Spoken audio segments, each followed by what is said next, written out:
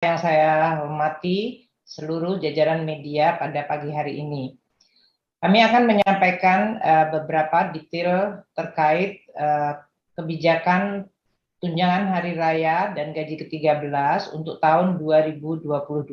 Untuk THR dan gaji ke-13 tahun 2022 ini dilakukan penyesuaian besaran, yaitu diberikan sebesar gaji dan pensiunan pokok plus tunjangan yang melekat pada gaji atau pensiunan pokok, yaitu yang tadi saya sampaikan, tunjangan keluarga, tunjangan pangan, dan tunjangan jabatan struktural fungsional umum. Yang disebut tunjangan melekat. Dan untuk tahun ini, kita tambahkan 50% dari tunjangan kinerja per bulan bagi yang mendapatkan tunjangan kinerja. Jadi besarannya lebih besar dari tahun 2021. Karena THR dan gaji ke-13 diberikan kepada aparatur negara, dalam hal ini aparatur negara di pusat dan di daerah, termasuk TNI dan Polri. Nah, untuk instansi pemerintah daerah yang mengelola aparatur negara daerah, ASN daerah, paling banyak 50% tambahan penghasilan dengan tentu memperhatikan kemampuan kapasitas fiskal daerah masing-masing yang diatur sesuai dengan peraturan perundang-undangan.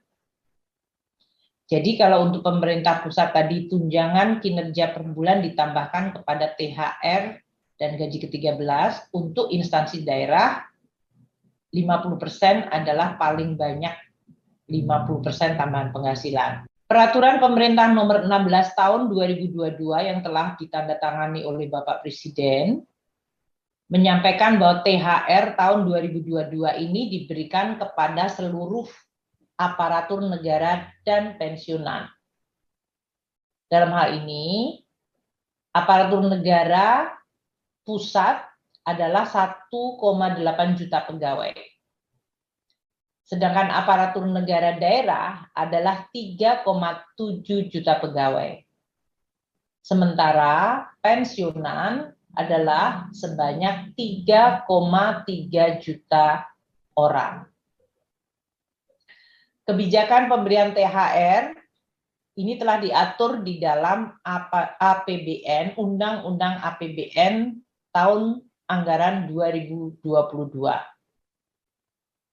Di mana anggarannya untuk membayar THR dialokasikan melalui satu, untuk ASN pusat yang bekerja di kementerian lembaga, alokasi anggarannya adalah 10,3 triliun, yaitu untuk seluruh ASN pusat, TNI, dan Polri.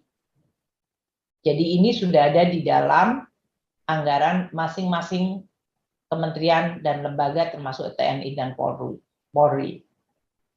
Untuk ASN daerah atau aparatur negara daerah, anggarannya berasal dari dana alokasi umum, yaitu sekitar 15 triliun.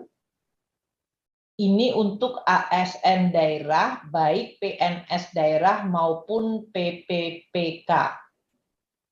Dan sumber ini dari DAU dapat ditambahkan dari APBD tahun anggaran 2022 sesuai kemampuan fiskal dari masing-masing pemerintah daerah dan sesuai dengan ketentuan peraturan yang berlaku. Sedangkan anggaran untuk THR pensiunan itu berasal dari pos bendahara umum negara, yaitu sebesar 9 triliun rupiah. Seperti pada tahun-tahun sebelumnya, pencairan THR direncanakan dimulai pada periode H-10 dari hari Idul Fitri. Dalam hal ini, kementerian lembaga akan mengajukan surat perintah membayar ke KPPN dimulai hari Senin nanti, yaitu tanggal 18 April 2022 dan dapat dicairkan oleh KPPN sesuai mekanisme yang berlaku. Nah, dalam hal THR tersebut belum bisa dibayarkan karena masalah teknis, sampai dengan sebelum hari raya terjadi, THR tetap dapat dibayarkan sesudah hari raya Idul Fitri. Tentu kita berharap ini tetap bisa dibayarkan sebelum hari raya Idul Fitri.